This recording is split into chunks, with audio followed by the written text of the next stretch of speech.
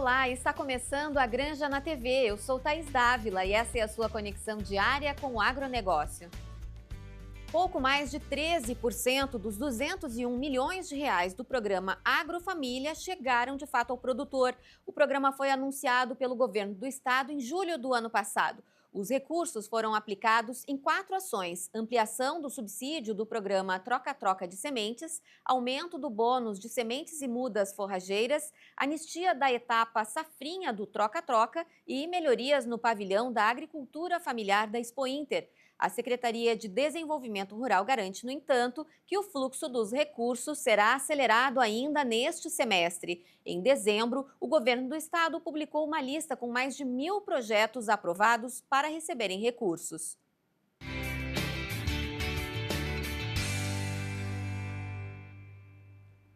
O percevejo tem sido um dos principais desafios enfrentados pelos produtores de soja nos últimos anos. A praga tem a capacidade de reduzir de 30% a 40% da produtividade da soja em grão e, se o plantio for para a multiplicação de sementes, o número aumenta para até 50%. Para entender como combater o problema, vamos conversar com a pesquisadora e CEO da Life Biological Control, Cristiane Tibola. Tudo bem, Cristiane?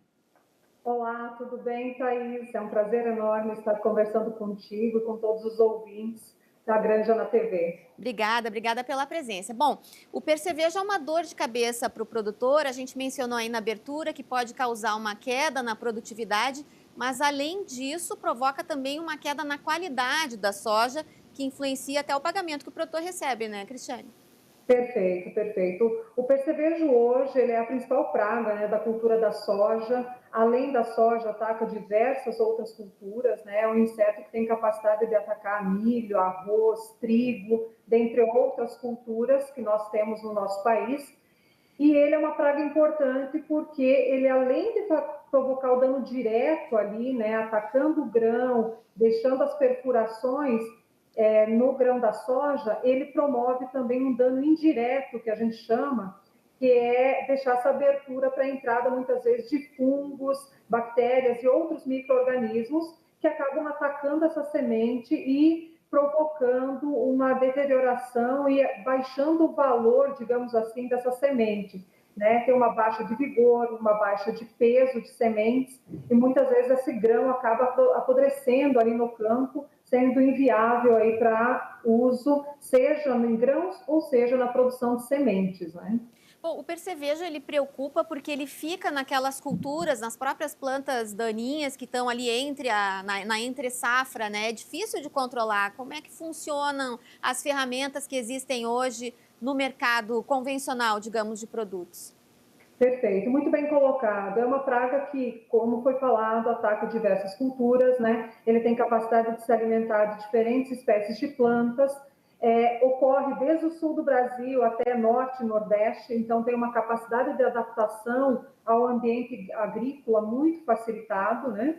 No sul do Brasil, ele fica abrigado nas palhadas durante o período do inverno, né? No que a gente chama de diapausa.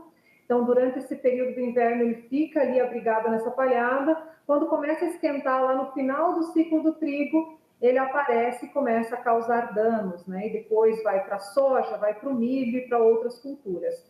Hoje, nós temos principalmente sendo usado no Brasil o controle por inseticidas, né? Pelo controle através do uso de agrotóxicos.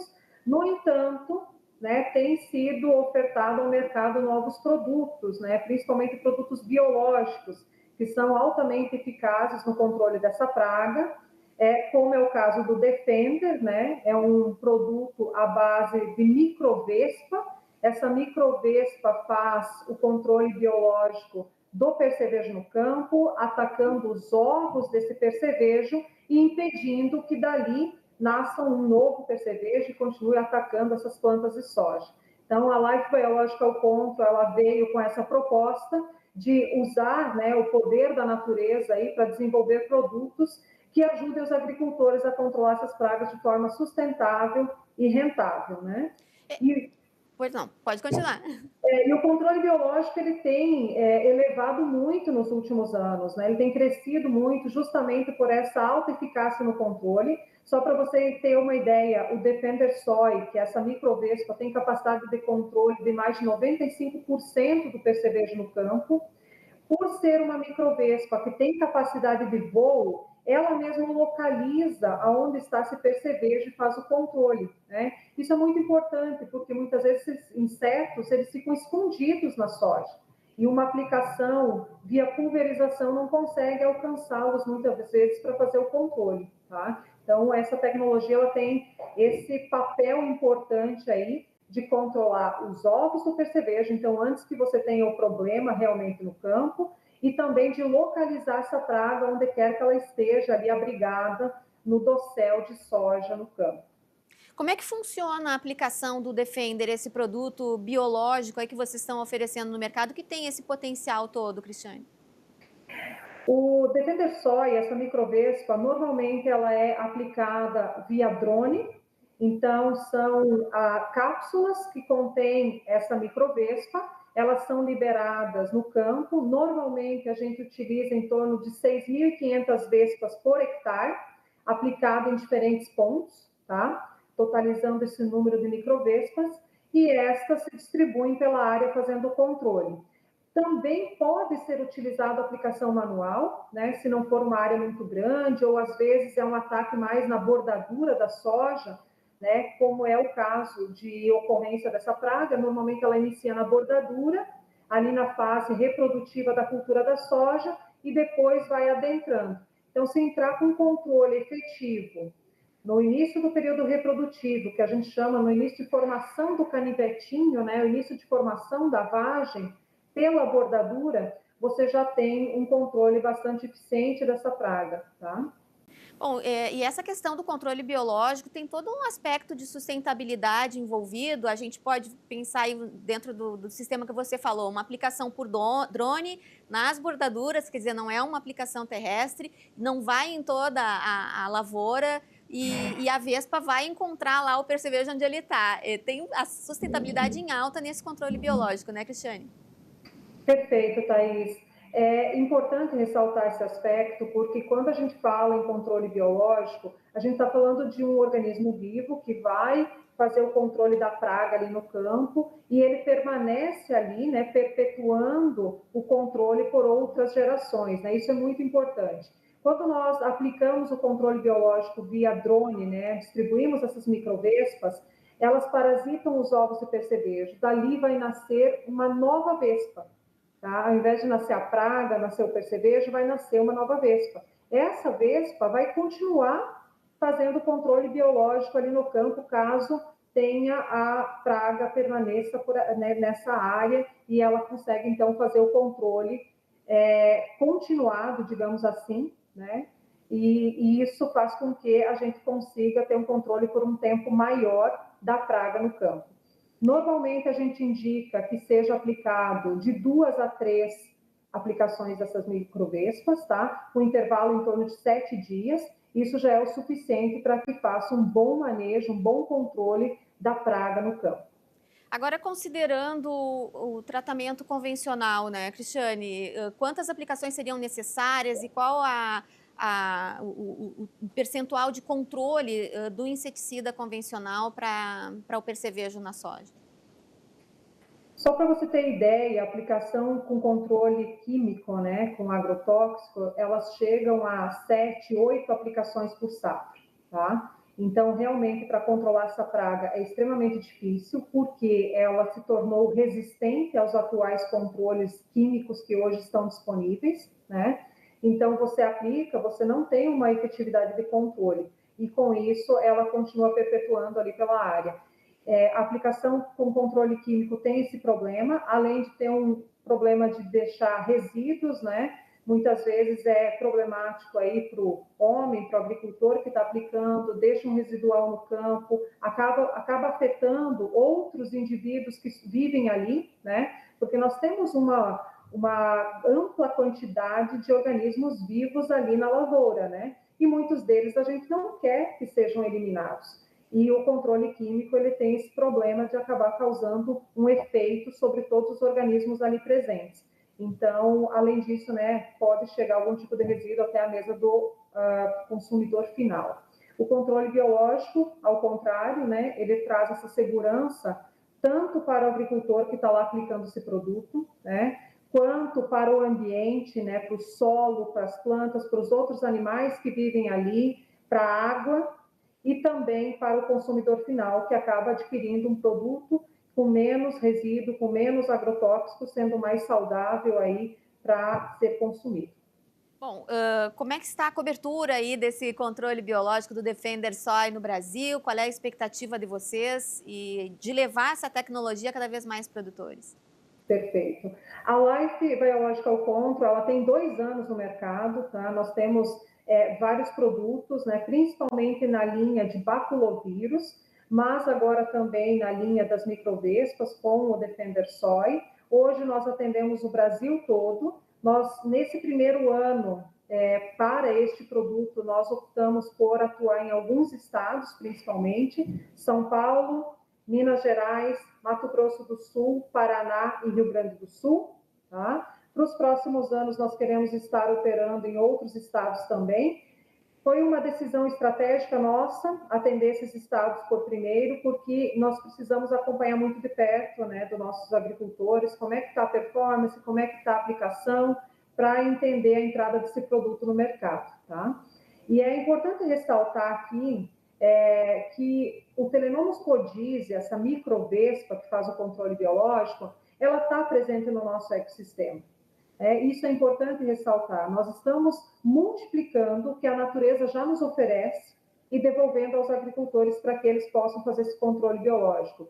Isso é muito importante ser ressaltado porque os nossos controles aqui do Brasil, né, os nossos controles biológicos desenvolvidos aqui, né, que são adaptados ao controle das nossas pragas, adaptado ao nosso clima, às nossas culturas, eles acabam tendo uma eficácia muito melhor aí de performance no campo. Tá certo, Cristiane, obrigada. Sucesso aí nessa nova tecnologia que remete aí à ancestralidade da produção e que essa sustentabilidade possa atingir cada vez mais produtores. Obrigada pela participação. Obrigada, Thaís. Obrigada a todos. E estou à disposição sempre que quiserem falar sobre controle biológico e novas tecnologias aí para o controle de pragas. Obrigada aqui também. Tchau, tchau. Tá. A Granja na TV faz um rápido intervalo. Em seguidinha a gente volta com mais informações para você. Até já.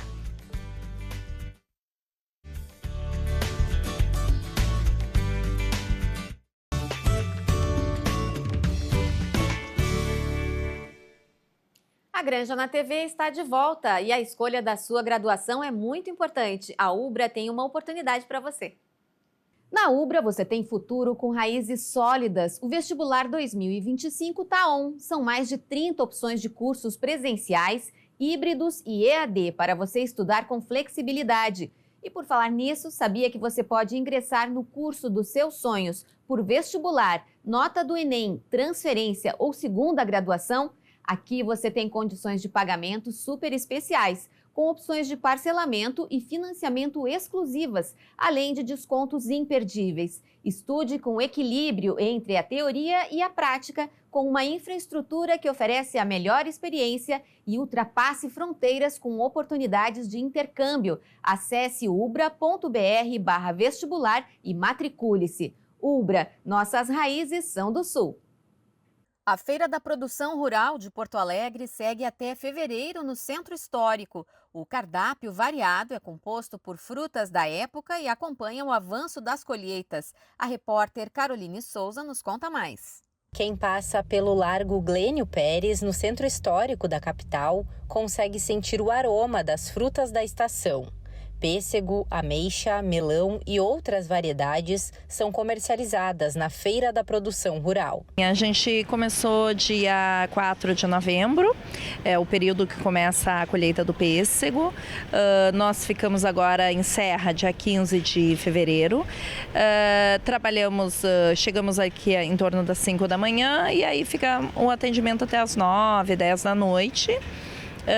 de segunda a sábado. E agora vamos vendendo muita uva, muita ameixa, um pouco do pêssego que está chegando ao fim, melão, carambola. O movimento foi bom esse ano, a nossa colheita foi bem satisfatória. A gente nem esperava até o movimento que teve, assim. Então está sendo uma grata surpresa. Os alimentos são produzidos por 5 famílias do bairro Vila Nova, na zona sul de Porto Alegre. Quem vem até aqui tem a oportunidade de conhecer um pouco mais sobre a diversidade que existe na área rural da capital gaúcha. Além das frutas, a iniciativa oferece uma gama de flores de um orquidário da mesma região. É do Belém Velho, Balneário Rincão, está aqui no catálogo, entendeu? Então lá é um orquidário de 10 hectares de terra, com 7 estufas. Cada estufa é uma qualidade de orquídeas, como as vandas, que é aquelas que a senhora está vendo ali em cima, entendeu? São várias qualidades. Hoje ele trouxe para mim aquelas 2 ali. E estamos aqui assim, todo dia. A feira é mais uma opção de comercialização para os cerca de 40 produtores que também fornecem alimentos à Ceasa e ao Programa de Aquisição de Alimentos da Prefeitura. Quando vocês fazem essa parte de divulgar como aconteceu, fica melhor para nós. A gente vende muito mais do que fora da reportagem. Então a gente teve assim muitas vendas esses dias, através de vocês, tanto do pêssego como nós aqui, porque aí o pessoal olha lá, e tem feira, olha, tá passando na televisão, olha como é que a menina fala bem. Então quem não me conhece, vem todo mundo para cá. Eu te vi na televisão, então eu vim aqui. É importante para a gente escoar a nossa produção e também para o pessoal acabar tendo esse contato com o campo, porque muita gente não sabe que Porto Alegre tem uma zona rural bem ampla, assim, bem diversificada, produtos bem diversificados. Então acaba que a gente tem muito cliente fiel, já de muitos anos, e um pessoal que nem sabia, que não conhecia. Então cada um lá passa ou leva para o lanchinho, ou final de tarde para levar para casa, e aí é uma fruta mais saudável, com menos processos, de colher mais verde. A gente já colhe ali mais maduro, já vem um produto de melhor qualidade para o público.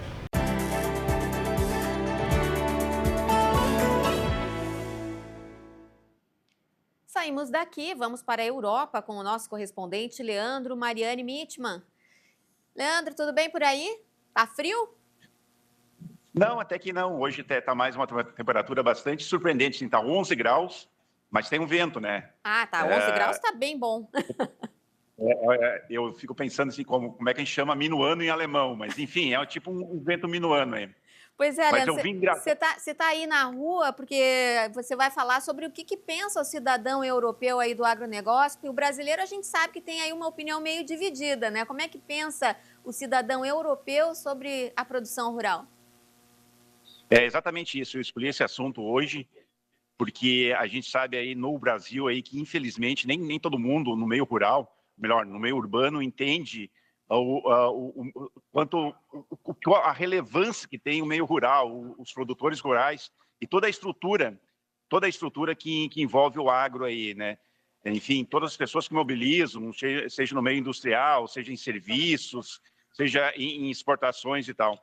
Aí, na semana passada, nos últimos dias, aí, no final do ano passado, foi feita uma pesquisa e os números saíram há poucos dias aí sobre o que os europeus pensam, mais especificamente os moradores, os residentes da União Europeia, que são esses 27 países que compõem a União Europeia, pensam sobre o agro deles, sobre o apoio da União Europeia ao agronegócio, digamos assim, aos produtores, a tudo que é investido na União Europeia e em agro. E os números são, digamos assim, recordes. O apoio que digamos assim, da opinião pública dos moradores da União Europeia, dos europeus ao agro é recorde. Há uma série de números, assim, eu vou tentar trazer alguns aqui que eu pensei aí dessa pesquisa que eles chamaram aqui de Eurobarômetro, para dar uma ideia do quanto os europeus entendem a relevância do agro para a sociedade europeia, para a economia europeia, para tudo que envolve a União Europeia, né? Então, só alguns números, só como eu disse, Thaís. Eles lembram aqui que o nível de conscientização pública ao plano agrícola e pecuária, que é esse apoio conjunto dos 27 países, apoio econômico, sobretudo, e de programas em conjunto para apoiar as 27 agriculturas desses 27 países que compõem a União Europeia, o chamado PAC, né, o Plano Agrícola e Pecuário.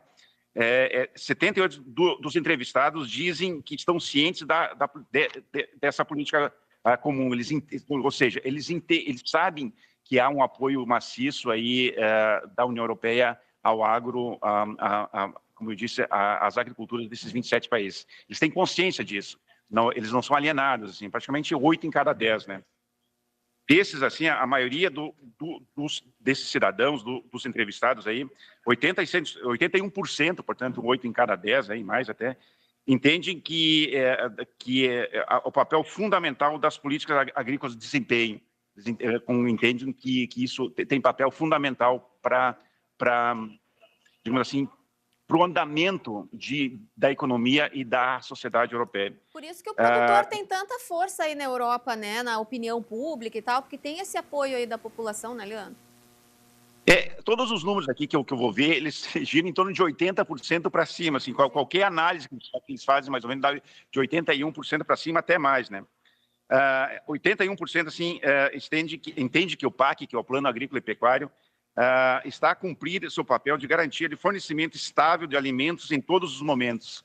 Ou seja, eles entendem que as agriculturas daqui atendem a população, digamos assim, são 450 milhões de habitantes, 450 milhões de consumidores aqui na Europa. 81% entende que está apoiando, praticamente 8 em 10 aí, né? E aí, essa pesquisa também revela forte apreciação pelos agricultores entre os cidadãos da União Europeia. 92% dizem que na União Europeia a agricultura e as áreas rurais são importantes para o nosso futuro, com 52% considerando muito importantes. Ou seja, o agro europeu tem total apoio aí dos europeus. Assim. A gente está falando aqui da União Europeia, mas certamente no Reino Unido ou outros países que não compõem a União Europeia, o apoio deve ser muito semelhante. E tem um outro número aqui muito marcante, assim, perto de 9 em cada 10, 88%, são a favor de a União Europeia continuar a fazer pagamentos de subsídios aos agricultores para a realização de práticas agrícolas benéficas para o clima e meio ambiente. Isso é uma coisa que me chamou muita atenção, assim, ou seja, a União Europeia investe muito dinheiro, muito apoio aí, em subsídios para todo o agro europeu. Isso tem apoio, digamos assim, generalizado, aí, 9 em 10, 88%, dá para dizer que é 9 em 10, entende que esse apoio tem que acontecer, né? Eu fico imaginando aí o agricultor brasileiro, se tivesse tanto apoio, digamos assim, de subsídios para a prática da agricultura e da pecuária, se teria um apoio semelhante de toda a sociedade aí que paga impostos, assim. E até dias atrás eu trouxe um número que eu vou repetir aqui, sobre o volume de recursos que a União Europeia, para finalizar essa questão, o volume de recursos que a União Europeia investe no agro aí. Em 5 anos aí, que é o plano quinquenal, são 387 bilhões de euros. Isso dá praticamente 2,5 trilhões de reais numa conversão aí, que a União Europeia investe nos agricultores e na agricultura. Eles entendem que isso é fundamental para a segurança alimentar aqui da União Europeia, que nem eu disse, são 450 milhões de habitantes. Por isso que eu vim aqui no meio da minha cidade, Kaiserslautern, aqui, mostrar a população alemã, tanto a população europeia aí, que, digamos assim, 9 em cada 10 dessas pessoas aí apoiam o agro aqui, Thaís. Valeu, Leandro. É isso aí, a competitividade do produtor brasileiro ninguém bate. Se tirar esse subsídio aí dos europeus, certamente eles não conseguem continuar na atividade. Obrigada por hoje, até a próxima. Até a próxima, tchau. Tchau, tchau. E a Granja na TV de hoje fica por aqui. A gente volta amanhã com mais informações para você. Até lá.